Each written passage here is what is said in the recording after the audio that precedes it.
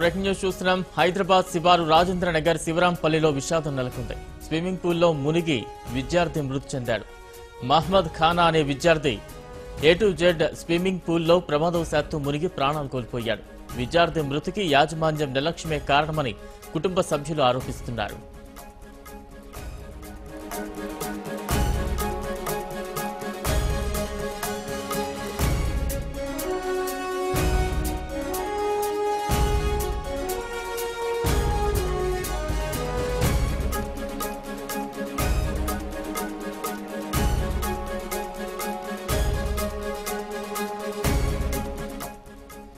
ఇదే అంశంపై మరిన్ని వివరాలు అందించేందుకు మా ప్రతినిధి రమేష్ ప్రస్తుతం అందుబాటులో ఉన్నారు. రమేష్, ఈ ప్రమాదానికి గల కారణాలు ఏంటి? ప్రస్తుతం విద్యార్థి తల్లిదండ్రులు ఏమంటున్నారు ఈ ఘటనకు సంబంధించి?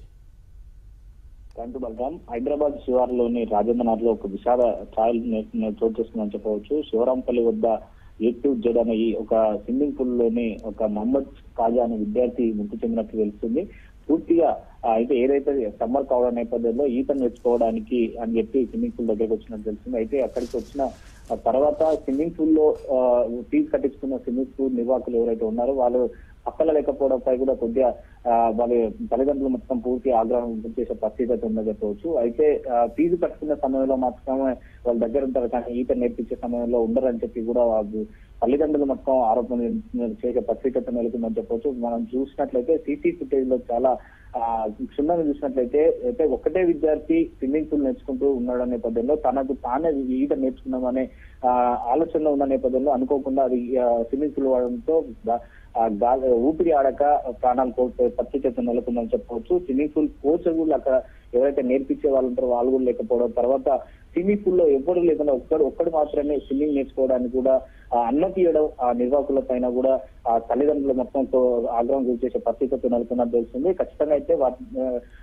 యజమానిపై పైన చర్యలు తీసుకోవాలని చెప్పి కూడా తల్లిదండ్రులు దగ్గరున్న రాజేంద్ర పిఎస్ లో ఫిర్యాదు చేసిన పరిస్థితి నెలకొన్నట్టు తెలుస్తుంది.